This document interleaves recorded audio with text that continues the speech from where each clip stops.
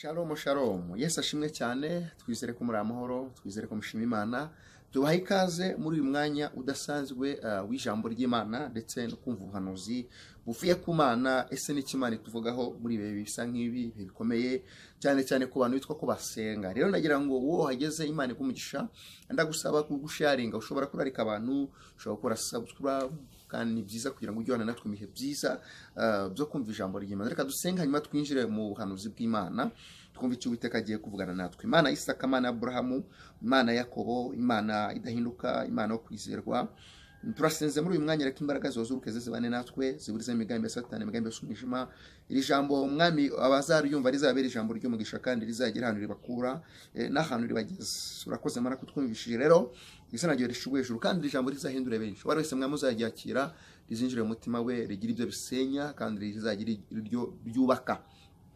Iri jambo rizatambuke kandi rizagere kuri benshi mu by'ukuri, rizarushaho kudukebura ndetse no kuduhindura. Urakoze Mana kutwumvishije. Rero mu izina ryawe rishubuye ijuru, ni mu izina rya Yesu Kristo w'i Nazareti. Amen. Imana iguhe umugisha wahageze online. Reka dusome ijambo ry'Imana hanyuma twumve message y'Imana. Turasoma Abaroma ibice 2, turasoma n'umurongo wa 24. Abaroma ibice 2 umurongo wa 24. Haravuze ngo izina ry'Imana ritukwa mu bapagani ku bwanyu nk'uko byanditswe. Izina ry'Imana ritukwa mu bapagani ku bwanyu nk'uko byanditswe. Imana itugira neza cyane. Aya n'amagambo Paul yabwiraga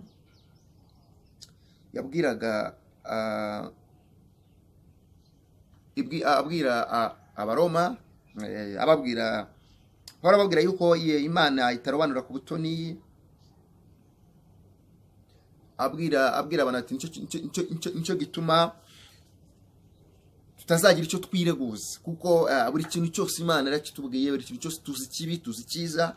Ariko Paul aravuga ati rero nta mpamvu yuko umuyuda nyakuri uwo ari we. Yarimo aravuga kuko hari abantu bifataga nk'abayuda kandi atari abayuda. Urumva, ubwo witwa umuyuda ukigira bitwaga ko ari abakristo kandi atari abakristo. Kwigira umuyuda ni ukwigira umurokore kandi utari we, kwigira umukizwa kandi utari we, kwigira nko kwigira inama kandi utari inama, kwigira umutoni kandi utari umutoni. Ariko aravuga ati rero umuyuda nyakuri, nyakuri wamenye Imana, wizeye Kristo, hari ibyo adakora, ntabwo yakabaye ari muri ibi ngibi. Yarangira ngo kandi kubera kubw'amakosa yanyu kwishushanya no kuyoberanya, aravuga ati nicyo cyatumye ngo izina ry'Imana ritukwa mu bapagani ku bwanyu nk'uko byanditswe. Kandi koko ntabwo bakoraga iby'Imana ishaka, bariyoberanyaga. Aravuga ati rero mwabaye ibisitazi, mwabujije abantu gukizwa bitewe nuko nta mbuto na zimwe, nta gatiza na kamwe mubereka. Niyo twasomye ijambo rivuga ngo izina ry'Imana ritukwa mu bapagani ku bwanyu kuko mutakebwe, mutari abayuda nyakuri. Rero hari ibintu Imana yambwiye, ngiye kuvugana n'uwitwa ko ari umurokore wamenye Imana, wakijijwe. Hari ibintu icyo Imana yambwiye mu mubwire ngo Imana irashaka ko wiyeza, Imana irashaka ko wihana, Imana irashaka kuba umuyuda nyakuri, Imana irashaka kuba umukristo nyakuri, Imana irashaka kuba uwo yakugize we, irashaka kuba umuririmbyi nyakuri, irashaka kuba umushumba nyakuri, irashaka kuba umuhanuzi nyakuri, irashaka kuba umudiyakoni nyakuri, irashaka kuba umuvugabutumwa nyawe, Imana irashaka kuba umukristo nyawe. Kuko izina ry'Uwiteka riratugwa mu bapagani. Buriya muzasange abapagani usanga batuka barokore kubera iki? Babona nta mpinduka uko wari uri utaramenya Imana na n'uyu munsi ni kuki. Ariko hari ibintu Imana yambwiye ngo irashaka ko wiyeza ukihana, kuko Imana irambiwe kuba witwa umuyuda kandi utari umuyuda. Imana irambiwe kuba witwa kuri umukristo kandi utari. Buriya hari ijambo ryavuga ngo abo nkunda ndabacyaha. Iyi Imana igukunda iragucyaha, iyi Imana igufiteho umugambi iragucyaha. Buriya iyo umubyeyi agenda abwira umwana ati ntugakore iki, ukabona umubyeyi ntugakore iki, ntabwo aba akwanze, abagukunda, abakwifuriza ejo aho wazaza. Rero ubuhanuzi n'ubwawe nkurikiranye kandi ngusaba ngo ukimara kubwumva ubusharinga, kuko Imana irashaka ko tuba abakristo nyabo, tuba abarokore nyabo, tuba abanyamatsingi nyabo. Hari ibintu Imana irambiwe ku bantu bitwa ko ari abayuda kandi mu by'ukuri ibyo bakora batarabuda. Buriya ushobora kuyoberanya ku muntu, ntabwo wakwiyoberanya ku Mana. Ushobora kuryarya umuntu ariko ntabwo waryarya Imana. Imana irabizi yuko udahagaze uko ibishaka. Rero Imana idufashe kandi Imana itugire neza muri byose. Ubu ni ubuhanuzi bw'abarokore. Imana mwe irashaka ko cyangwa se bw'abayuda, bw'abakebwe, bw'ababatijwe, bw'abakijijwe. Umuyuda nyakuri. Ikintu cya mbere Imana yambwiye ngo Imana irashaka yuko ukiranuka ku gato no ku kanini. Imana irashaka yuko ukiranuka ku gato no ku kanini. Kuko Imana irambiwe ibyaha byawe. Imana irambiwe kutihanira kureka. Imana irambiwe ibyaha byawe. Irabirambiwe pe. Kandi witwa kuri umukristo. Kandi witwa kuri umurokore. Ugera mu rusengero, ugera aho wasenga, ukigira umuntu ukijijwe. Imana yambwiye ngo ikintu cyane irashaka yuko ukiranuka gato no kanini. Ukiranuka aho bakureba, ukiranuka aho batakureba. Kuko Imana irambiwe ibyaha byawe. Irambiwe gukiranirwa kwa. Irambiwe kutihanira kureka. Mukanyuri haneje ukagaruka. Mukanyuri haneje ukabisura. Ibyo ngo Imana yambwiye ngo irabirambiwe. Mwene data umurikiranye. Imana ikugire neza cyane. Imana igushoboza. Ikintu cyambere Imana ashaka ukiranuka ku gato no kanini. Mu byo ukora, aho wirirwa, aho ukiranuke kuri telefone, ukiranuke kuri telefone ya, ukiranuke mu byo uvuga, mu gusohokamo. Imana ashaka ukiranuka. Kuko irambiwe ibyaha byawe. Kandi buriya Imana igucyashya ukanga ikoresha izindi imbaraga. Ako ntabwo twifuza ko yakoresha izindi imbaraga. Imana iguha imbaraga zo gukiranuka. Icya kabiri Imana yambwiye ngo irashaka ko ugira ukuri. Gira ukuri muri wowe. Kuko Imana irambiwe ibinyoma byawe. Ubwira umva rega navunika nahamya neza ko ari urimo kumva. Ariko nabanje kubwira ngo kuba Imana yagucyashya nuko igufite umugambi. Nuko Imana igukunda. Itagufite umugambi ni wakumva ubuhanuzi bwawe cyangwa se imesa. Icya kabiri Imana irashaka yuko ugira ukuri. Irambiwe ibinyoma byawe. Urabizi kubeshya, ubeshwa no kubeshya. Umuntu araguhamagara ati se urihe kandi ubwo uri mu mujyi. Atubundi mu ntara ubu kandi uri mu mujyi. Atese alo atese urihe. Ubu ngubu nagiye iburasirazuba kandi uri mu rugo rwa. Imana yavuze ngo Imana irashaka ko ugira ukuri. Rinda akanwa kawe kuko nutagira ukuri ibinyoma bizakurimbura. Bizakubuza ubwami bw'Imana. Ariko Uwiteka aravuze ngo icya kabiri gira ukuri wa mugabo, gira ukuri wa mugore, wa mukobwa musore. Shira ukuri muri wowe. Kuri kujya gutsinda. Nubwo ikinyoma cyihuta ariko byanga byakunda ukuri byagutsinda. Imana yambiye ibinyoma byawe rero. Gira ukuri. Wirwo ubeshyera abantu ari ibinyoma bikurimo gusa. Murokoro nkurikiranye. Gira ukuri. Icya gatatu Imana yambwiye ngo irashaka ko wiyambura kwishushanya.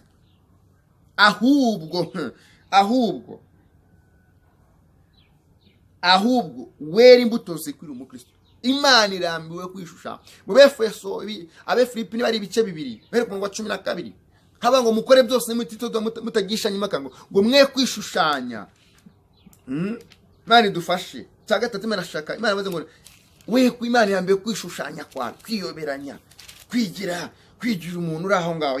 Abefilipi ibice bibiri umurongo wa 14 na 15. Navuze ngo mukore byose mutitotombana mutagisha nyuma kugira ngo mutewe umugayo cyangwa uburyarya mu abana b'Imana batagira inenge hagati y'abiki gihe kigoramye cy'ubugoryi. Urumva? Twe kwishushanya. Imana yambiye kwishushanya kwawe. Irambiye kwishushanya mu murimo w'Imana. Irambiye kwishushanya mu buririmbi. Irambiye kwishushanya mu buvuga buto cyangwa mu buhano. Imana yambiye kwishushanya. Urabizi ko wishushanya. Urabizi. Ariko Imana yavuze ngo Imana icya gatatu irambiye kwishushanya kw'abana bayo. Irambiye kwishushanya ko twakora abakora atari bo. Imana yavuze ngo irashaka umwere imbuto zikwiriye abakristo. Uzi ko ari igihe urugero kutishushanya. Uzi ko ari igihe ugera ahantu bakakubwira ukareba ibyo umuntu akora ukareba nta bukristo na buke na buto bumuriho. Ariko akakumvisha uburyo asenga. Ugasanga umuntu yazengereje abakozi akoresha n'umushefu. Ariko nta numwe yerera imbuto. Avuga nayo imusohokamo byose yigira inare yigira iki. Kandi yarenza akavuga ngo ndasenga umurimo w'Imana.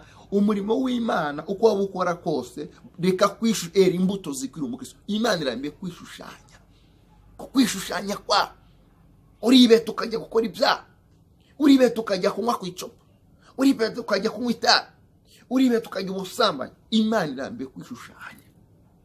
Irambiye kwishushanya kwawe. Reka kwishushanya ahubwo wera imbuto zikwira umukristo. Icyakane, Imana irashaka uwiyambura uburyarya, kubira indyarya, kwerekana ko uri kumwe n'umuntu kandi mutari kumwe. Ngo nubona se ngo nubwo twari turi kumwe ariko ndamuzi, ubura ngo ngiye mbamuzanaho uburyarya. Ngenzi kuryarya abantu kandi nzi no kuba n'abantu. Ntabwo umuntu w'indyarya azabona ubwami bw'Imana. Byaje mu twasomye Filipi 2:12 kumanura. Kugira ngo mutabindyarya, mutagiraho umugayo, nk'abiki gihe kigoramye, Imana irambiwe uburyarya bwawe. Ntabwo uburyarya buzakugeza mu bwami bw'Imana mwene data. Ubwo buryarya bwawe buri buza kwishanya ku bantu cyangwa ukaza kuneka abantu ukabereka ko bari kumwe kandi ubaryarya ari amakuru bashaka. Wa muntu umuri cyane, Imana irambiwe uburyarya bwawe. Kizwa ubwo buryarya butsindwe bugende, ahubwo ubu umwana w'Imana utagira inenge. Ibi bintu ni ibintu niba wifuza ijuru, niba wifuza ubwami bw'Imana, umvira iki Imana ikubwira kuri uyu munsi wa none. Imana dufashe kandi Imana tugeneza cyane. Icya gatanu, Imana yambwiye ngo muve ku ntebe zo gucira abantu imanza, kuko Imana niyo mucamanza. Imana mwe ngo abantu benshi bigize abacamanza, birirwa bacira abantu imanza. Abirirwa bacira abantu imanza, kanaka najuru, kanaka n'umupagani, kanaka n'umururu, kanaka n'iri. Wowe ushinzwe iki? Yambwiye ngo uve ku ntebe zo gucira abantu imanza. Ntabwo Imana yaguye akazi ko gucira imanza, ahubwo wowe cunga izamu ryawe. Yesu yaravuze ngo bazanye umukobwa umaze gusambana, baraza bati rero amategeko yacu twemera yuko umuntu asama icwishwa n'amabuye. Yesu ati nta kibazo. Arangije yandika amagambo hasi aba ngo muri mwebwe utarakora icyaha namukubita ibuye. Buri wese yaribwirije aragenda. Rero wowe wiri guca imanza, kanaka najuru, sumurokore, sumukozi w'Imana, n'umupagani, uriya mugore, ntabwo ushimwe guca imanza. Utazishwa n'ayo magambo uhugiye mu guca imanza utabishinzwe, ahubwo wacunga izamu ryawe. Ko biravuga ngo uwibwira yuko uhagaze yirinda atagwa. Mwana mwe ngo muve ku ntebe z'abantu birirwa baca imanza. Urabizi ko uri guca imanza z'umukozi wawe, uri guca imanza y'umushumba wawe, uri guca imanza mu itoro usengeramo. Ntabwo ari cyo ushinzwe mwene nawe. Cunga izamu ryawe, uwibwira yuko uhagaze yirinda atagwa. Ngo icya gatanu ngo muve ku ntebe zo guca imanza, ngo ahubwo wari wese acunga izamu rye. Imana dufashe, Imana tugeneza cyane. Icya gatandatu, Imana irashaka ko uca bugufi ukubaha Imana, kuko Imana irambiye kwishira hejuru no kwikakaza, no kwiyemera, kuko icyo ari cy'Imana. Imana irashaka yuko uca bugufi. Umwanya wari wose urimo, akazi akari kose urimo, ukungana ubutunzi ufite, uzapfa ubusige. Hari ababusize, hari n'abasize ibiruta ibyo ufite. Ntabwo uzarama mu isi si iwacu abantu barapfa. Imana yambwiye ngo ikintu cya gatandatu gushaka, yambwiye ngo ca bugufi. Ibyo byo kwiyemera, kwikakaza, kwigira umuntu utabonana, nupfa bizibagirana kandi aho uzajya niho habi cyane uzabazwa. Imana ngo irashaka yuko uca bugufi, ukubaho uwo ari wo wese, kandi ugacira bugufi Imana, kuko icyo ari cy'Imana. Umuntu ajya agira icyubahiro kikavugwa, ariko yapfuye aribagirana. Ingero nyinshi zirahari, ariko Imana izahora ari Imana. Rero Imana yambwiye ikintu cya gatandatu, Imana irashaka yuko duca bugufi, dushira icyubahiro cyacu hasi. Ntabwo tuvuze ngo wisuzuguze, no, ariko ca bugufi, ubaha Imana, ubaho ukugana wari wese, muha agaciro, mwubahe, kuko icyubahiro byanga byakunda nicyo Uwiteka Imana. Twasoma ijambo rivuga ngo izina ry'Uwiteka, izina ry'Imana riratukwa mu bapaga. Ibi ni bituma dutukisha izina ry'Uwiteka. Ariko Imana yambwiye ngo wowe nkurikirana, nawe uzankurikirana, hinduka, iyeze, ihane, kuko ubwami bw'Imana buri hafi, kandi ntabwo buzagerwamo n'abanyabyaha, hazagerwamo n'abumviye amategeko y'Imana, n'abagende mu nzira Imana yashakaga. Uwiteka tuganze. Icya karindwi, Imana yavuze ngo mureke guhanga amaso iby'isi no kubisaba cyane. Kuko Imana yambwiye ngo abantu benshi bahanze iby'isi, barasenga bashaka iby'isi murabizi. Yego ni byiza, simvuze ngo bibisaba, ariko Imana yambwiye ngo imbere y'iyo gusaba iby'isi, kuko Imana ngo izi neza ko mubikeneye. Niko Imana yambwiye ngo, ariko yavuze ngo mwe guhanga amaso, kuko iyo umuntu yahanze amaso iby'isi biragoye ko yanakwibuka ko hari ijuru. Niyo muzasanga iyo umurimo arasenga abanza gusaba Imana, ndashaka iki n'iki, yarangiza ngo yasoza mu nyongera nguzame n'ubugingo boro kandi aricyo cyakabanje gusabwa. Imana yavuze rero mushaka ubwami bw'Imana no gukiranuka ngo ibyo by'isi muzabyongererwa. Wihanga amaso iby'isi, Mana ndashaka n'ejo wapfa utarabigeraho. Erega hari n'abapfa bafite amasezerano, ariko Imana yavuze ngo mubanze mushaka ubwami bw'Imana, senga usaba ijuru, ibindi Imana ngizabikongerera. Hanyuma icya munani, Imana irashaka ko wiyambura kugira inzika, ahubwo utanga imbabazi, kuko nuzitanga nawe izakubabarira. Icya munani, Imana yavuze ngo abantu mufite inzika, mugira inzika mutabara mudatanga imbabazi. Imana yavuze ngo mutange imbabazi, kuko uko mutarimo kuzitanga ngo nayo ntabwo irimo kubabarira. Uko udatanga imbabazi ni nako n'Imana idufashe nawe itakubabarira. Imana iturengere. Imana yavuze ngo wowe ugira inzika uramutse upfuye, wowe udatanga imbabazi uramutse upfuye, nta juru wabona, nta bwami bw'Imana wabona. Imana itugire neza cyane. Dusome muri ubasha kubyumva neza. Imana igufasha utanga imbabazi kandi wabarire nyabyo. Apana gukora ikosa ugatangira ukavuga ati nacyagera ngo warababariye. Wabariye arabafuri, arabahoka, nta buriyaya, nta kwishuranya no bimuvamo, aratanga imbabazi. Kuko Imana niba utabarira wowe ibyaha ukorera Imana yakubabarira. Bwira uko zibyaha ucume kanga. Imana niba ifite kamere nk'iyo kutatanga imbabazi yakubabarira. Tanga imbabazi. Nudatanga imbabazi hari mu gishu zifungira. Matayo 6:14 aravuze ngo kuko ni mubabarira abantu ibyaha byabo, naso mu ijuru azabarira na 15 ngo ariko ni mutabarira abantu naso nawe nazakubarira ibyaha byabo. Imana yamwe ikintu cya munani, Imana irashaka yuko ureka inzika ugatanga imbabazi. Birashobora gufite inzika uhora uvuga ati kanaka ibyankoreye urabizi, tanga imbabazi kugira ngo nawe ubashe guhabwa imbabazi. Icya 9, Imana yavuze ngo shaka imirimo izaguherekeza mu bwami bw'Imana. Ngo abantu benshi nibarimo gushaka imirimo izaguherekeza. Urugero avuga ngo Tabeteri yapfuye ariko gupfa ko yagare kubw'imirimo. Uyu mudamu witwa Dorukasi, Hezekiya nawe bari bamaze kumuhanura, Yesu yamubwira ati nyaboneka aragabira arangiye urapfuye. Arangije ajya gusenga, yerekera ivu arasenga abwira Imana ngo Mana wibuke yagaruwe kubw'imirimo. Imana yamwe ngo nimbwira abana bari bose turashaka amazu, turashaka imodoka, turashaka amakampani, turashaka ibintu, turashaka kwigwizaho imitungo. Yego n'ibyase nabi, ariko Imana yamwe ngo shaka imirimo izaguherekeza mu bwami bw'Imana. Gira abantu ufasha mu kwezi, gira abantu usura, gira abantu ugaburira, gira abantu wambika, kandi atari ukubikora ngo wirirwe ubitangaza mu itangazamakuru cyangwa se ngo wirirwe ubibwira abantu. Bimenywe n'Imana yo mu ijuru. Shaka imirimo. Iri jambo ryumve ikintu cya 9. Imana yavuze ngo shaka imirimo. Shaka imirimo, itegure nk'umuntu Imana yahamagara uyu mwana ko batese ufite imirimo izamerekeza. Ko ari igihe umuntu ajya yibeshya ngo narayikoze, ngo iyo nakoze irahagije, ushobora gusanga nta numwe wakoze. Niba ari imirimo ijana ugasanga nta numwe wanditse. Imana yavuye mu mbiri wari wese ngo ni shaka imirimo izaguherekeza. Hanyuma icya 10, Imana irashaka ko ugira urukundo. Ugira urukundo. Biravuze ngo nimuzagira undi mwenda wose muzagira. Undi mwenda ngo kereka umwenda w'urukundo. Gukunda. Imana yavuze ngo Imana irashaka kugira urukundo. Gukunda uwo ari we wese, kuko Imana irambiwe kurobanura ku butoni no gukunda umuntu bitewe nuko hari icyo mutezo. Buriya muri iki gihe umuntu akunda undi hari icyo amutezo. Umuntu agusura ko hari icyo agutezo. Uzitegereze muri telefone yawe. Nufitemo abantu benshi. Ariko nta numwe ujya uguhamagara. Ufite abantu benshi muri telefone ko nta muntu ujya uguhamagara. Ariko ubu Imana igize ikintu ikora igahindura ubuzima bwawe. Wahamagarwa ukayirukana ruha. Ubu nta n'umuntu uza aho uri, nta muntu uza aho utuye. Kubera iki? Bazi ko uriho utariho. Muri iki gihe hasigaye haba urukundo. Umuntu akunda, hari abakunda abafite. Umuntu agakunda umuntu uri muri level ye. Umuntu agufasha azi ko nawe uzamufasha ibiruta. Ariko icyacu Imana yambwiye ngo nimbabwire nk'uko Imana yakunze abari mu isi tutarabaho, tutaravuka. Tekereza Imana igatanga umwana we w'ikinege akaza akanyitangira akakwitangira. Ubu ubaye ufite umwana umwe ari wabyaye gusura ubyaro ugahagarara rwarabuze, wakwemera kumutanga ngo yitangire abantu? Bavuze tugiye kwica wenda abantu tuye mu kagari n'urugero cyangwa umurenge, tugiye kubica bose, ariko nihagira umuntu utanga umuntu umwe tukamwica, turabareka, watanga uwo mwana wawe? Avuga ati nibapfe ntabwo ngeze mbabyara. Ariko Imana yatanze umwana wawe, ni urukundo yari dufite. Imana yavuze ngo ikintu cyacu ugira urukundo.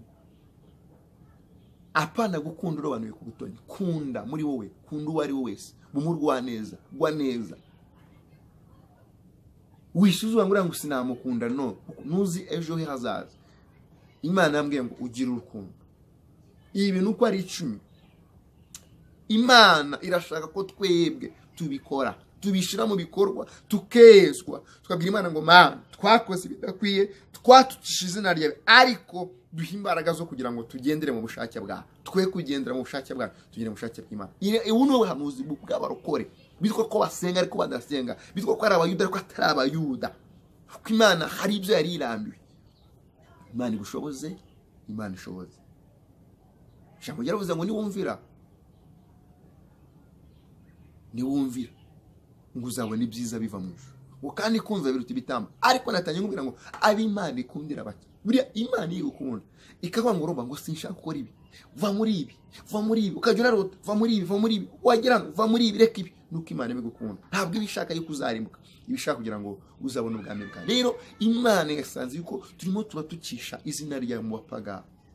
Ni ibintu byagiye bibaho, twagiye tureba bakuze Imana bakarwana bakamara nabo bafashe, barimba bakarwana bafashe, bakora ibi ngibi, ugasanga nta mbuto zikwiriye nk'uko twihanye, cyangwa se twemeze ko twabaye abana b'Imana. Dore Imana ibyo ari birambiwe, irashaka ko twongera guhinduka tukitwa abana b'Imana nyakuri nyabo mu izina rya Yesu. Imana idushoboze kandi Imana ikomeze kugira neza. Iri jambo ndagusaba ngo ubuhanuzi ubusharinga ko hari abantu Imana ishaka gukiriza muri iri jambo, hari urubuze kuryumva akebuke bimukebure kandi urabukoze ikintu gikomeye cyane. Imana igufashe kandi ikomeze kugira neza. Reka dusenge tubwire Imana ngo Mana dufashe kumvira iri jambo. Mana mu izina rya Yesu urakoze kudukebuye kandi urakoze yuko uvuganye natwe yuko ushaka ko duhinduka tukera imbuto zikwiriye abana bawe mu by'ukuri kandi birakwiye birakenewe. Senge Mwami iri jambo uwo wese uzaryumva aho rizagera rizakebure uwo ari wese uzaryumva Mwami, kandi dusaba imbaraga zo kugira ngo Mana ubahe imbaraga zo kuzanesha izabanesha. Twese turifuza ijuru kandi twese turifuza kuba b'umumaro, turifuza kwera imbuto zikwiriye abana bawe kandi turifuza kwamaza ijambo ryawe. Iri jambo ridushoboze kandi rituyobore. Mana nyiribihe nyir'ingabo urakoze ko twumvishije icyoro kibi cyawe mu izina rya Yesu Kristo w'i Nazareti. Amen. Imana ikumugisha, wibuke gusharinga kandi ugenda udakoze subscribe cyangwa se abone. Mwari kumwe na Prophet Urubatubakunda, mugire ibihe byiza.